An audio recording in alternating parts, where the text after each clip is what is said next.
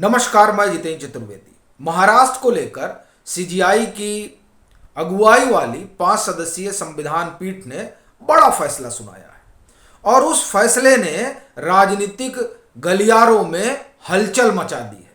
अब सब अपने नफा नुकसान में फंसे हुए हैं कि अब ये जो फैसला आया है महाराष्ट्र को लेकर, उस फैसले का क्या राजनीतिक असर होगा। और इसे इसलिए भी ज़्यादा करीने से और समीकरण बिठा के देखा जा रहा है क्योंकि उत्तर प्रदेश के बाद अगर सबसे ज़्यादा लोकसभा सीटें कहीं से आती हैं तो वो महाराष्ट्र है। और अब जो आम चुनाव है उसमें ज़्यादा दिन बचे नहीं हैं और फिर 48 लोकसभा सीटों का मामला है।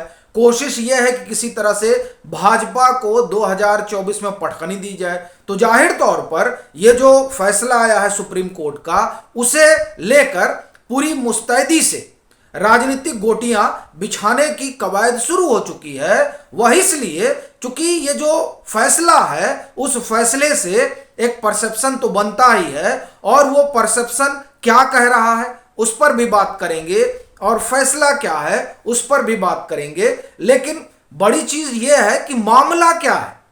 दरअसल ये मामला उस सरकार से जुड़ा हुआ है जो एक आती है और दूसरी जाती है। यानी जब उद्धव ठाकरे की सरकार चली जाती है और एकनाथ शिंदे की सरकार बन जाती है। अब इस आने जाने के दरमियान आपने ये देखा होगा कि किस तरीके से एकनाथ शिंदे जो है वो अपने तमाम विधायकों को लेकर असम पहुंच जाते हैं और इधर जो है शिवसेना या आप कहें कि महाविकास आघाड़ी का घटक शिवसेना इस कोशिश में लगा रहता है कि किसी तरह से उन विधायकों को जो यहां से निकलकर असम पहुंच गए हैं उनको डिप्टी स्पीकर के जरिए अयोग्य घोषित करा दिया जाए। यह तमाम दांव पे चलता रहता है। इसी बीच राज्यपाल जो है वो फ्लोर टेस्ट की बात करते हैं। अब फ्लोर टेस्ट से उद्धव ठाकरे तो भाग जाते हैं और रिजाइन दे देते हैं और फिर उसके बाद जो फ्लोर टेस्ट होता है उसमें भाजपा के समर्थन से एकनाथ शिंदे विधानसभा में विश्वास हासिल कर लेते हैं। सो उनकी सरकार बन गई। लेकिन इस दरमियान ये जो डिप्टी स्पीकर ने नोटिस भेजा था एकनाथ शिंदे गुट को 16 विधायकों को कि अब वो जो नोटिस था उसमें था कि क्यों ना आपको अयोग्य घोषित कर दिया जाए दल बदल कानून के तहत। इसी मसले को लेकर एकनाथ शिंदे सुप्रीम कोर्ट पहुंचते हैं। अब इधर ये सुप्रीम कोर्ट पहुंचते हैं और उधर से उद्धव ठाकरे सुप्रीम कोर्ट पहुंचते हैं कि ये जो राज्यपाल ने फ्लोर टेस्ट बुलाया है ये गलत है। अब ये दोनों मामला जब माननीय न्यायालय के सामने पहुंचता है तब बहस का दौर शुरू होता है और उसमें यह माना जाता है कि दरअसल जो निर्णय होगा उसके राजनीतिक नफा नुकसान भी होंगे, उसके गुणा भाग भी होंगे और एक इस फैसले से एक नजीर भी बनेगी। तो वहां पर बहस शुरू हो जाती है। इसी दरमियान ये उसमें चूंकि विवेकाधिकार राज्यपाल का एक मसला वो भी होता है और डिप्टी स्पीकर और स्पीकर अगर उनके खिलाफ कोई मामला है, मतलब अगर उन्हीं के खिलाफ अविश्वास है तो क्या वो इस बात में सक्षम है कि वो अयोग्यता का नोटिस भेज सकते हैं। ये तमाम कानूनी दांवपेच वाले मामले उसमें थे और इसलिए ये हुआ कि अब इसे एक बड़ी खंडपीठ सुनेगी। तो ये मामला जून 2022 में पहुंचता है और जून 2022 में पहुंचता है और अगस्त में खंडपीठ बनती है और उस खंडपीठ में सीजीआई हैं और मैं पहले आपको नाम बता दूं कौन कौन लोग उस खंडपीठ में हैं। सीजीआई और उसके बाद में justice MR Shah, justice Krishna Murari, justice Hima Kohli, justice PC Narasimha, ये 5 सदस्यीय खंडपीठ जिन्होंने इस पर फिर सुनवाई वगैरह शुरू की। अब इस सुनवाई के दरमियान एक लंबी बहस हुई और फिर जो फैसला रहा उसे सुरक्षित रखा गया जो अब आया है और उस फैसले ने दरअसल हिलाकर रख दिया उन लोगों को जिनको ये लगा था कि उद्धव ठाकरे सरकार की बहाली हो जाएगी।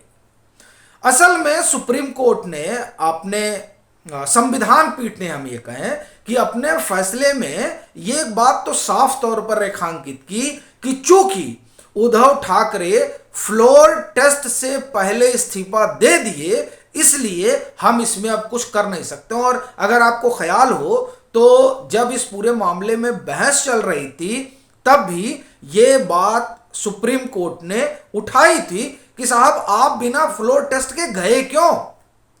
तो अब साफ हो गया, सुप्रीम कोर्ट ने कहा कि अब हम हस्तक्षेप नहीं कर सकते। एक और दूसरा, एकनाथ शिंदे की सरकार जो भाजपा के समर्थन से बनी है उसको लेकर अब कुछ नहीं किया जा सकता। अगर उद्धव ठाकरे फ्लोर टेस्ट का हिस्सा बने होते, मतलब फ्लोर टेस्ट में गए होते, चूंकि वही मुख्यमंत्री थे तब, तो या आज फैसला जब आता तो सरकार ही उलट जाती। बड़ी दिलचस्प बात यह है कि महाविकास अघाड़ी, या हम कहें कि इस गुट और उस गुट, मतलब और वो तमाम लेफ्ट लिबरल कबाल, उन लोगों को आशा बड़ी थी कि साहब अब तो पूरी चीज जो है उलट पुलट जाएगी। लेकिन उलट पुलट तो नहीं गई। हाँ, ये जरूर हुआ कि विहिप को लेकर सुप्रीम कोर्ट ने सवाल उठाया और राज्यपाल के विवेकाधिकार पर भी सुप्रीम कोर्ट ने सवाल उठाया और एक तरह से आप कहें कि तल्ख टिप्पणी की। लेकिन सारी बात आकर वहां अटक गई कि साहब आपको सदन का विश्वास हासिल है कि नहीं, ये बात तो तब जो है तय होगी फ्लोर पर। और उस फ्लोर से भाग गए उद्धव ठाकरे। तो अब जब आप फ्लोर से ही भाग गए तो जाहिर तौर पर अब कुछ नहीं किया जा सकता। सो सरकार तो सुरक्षित हो गई, जो फैसला आया कि अब कोई इधर उधर कुछ नहीं होने वाला। हालांकि लगा था, लोग मान के चल रहे थे, बड़े खुश थे कि सब उलट पुलट हो जाएगा। दूसरी चीज, ये जो जब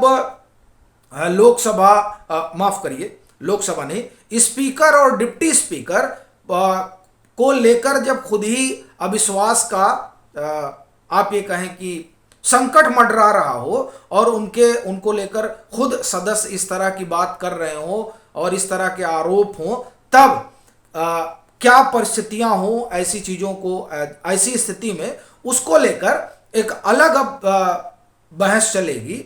और फिर विहिप वाला भी मसला है कि विहिप पार्टी जारी करती है। तो अब ऐसी स्थिति में कुछ बिंदु जरूर हैं जो ये बात तो उठाते ही हैं कि दरअसल जो कुछ हुआ उसे किस तरीके से देखा जाए। चूंकि ये सब सुप्रीम कोर्ट का ऑब्जर्वेशन है, लेकिन उस ऑब्जर्वेशन में जो फैसला है वो स्पष्ट है कि अगर उद्धव ठाकरे फ्लोर टेस्ट का हिस्सा बने होते तब सुप्रीम कोर्ट कुछ कर सकता था। अब चूंकि वो बने ही नहीं तो जो सरकार है वो सरकार अपना काम करती रहेगी। अब वहां क्या होता है वो एक अलग मसला है, लेकिन इससे एक चीज तो साफ हो गई कि जो परसेप्शन है वो परसेप्शन किसको आप ये कहें कि लेकर पॉजिटिव है और नेगेटिव है। फिलहाल कहा जा रहा है कि ये जो कुछ सुप्रीम कोर्ट के ऑब्जर्वेशन में आया उससे इतना तो निकल ही रहा है कि परसेप्शन उद्धव ठाकरे के पक्ष में है। अब बड़ी चीज ये है कि क्या वाकई में ऐसा है जो बताया जा रहा है कि परसेप्शन उद्धव ठाकरे के पक्ष में है। अब इसका तो लिटमस टेस्ट जो है वो चुनाव ही हो सकता है, उसके इतर तो कुछ नहीं हो सकता। लेकिन ये जो फैसला है ये अपने आप में बड़ा है। अब इसके क्या राजनीतिक नफा नुकसान होंगे ये देखने वाली बात रहेगी। अभी के लिए फिलहाल इतना ही। अगर आप मतांतर से नहीं जुड़े हैं तो जुड़िए, वीडियो को लाइक कीजिए, शेयर कीजिए और अपने सुझाव जरूर साझा कीजिए।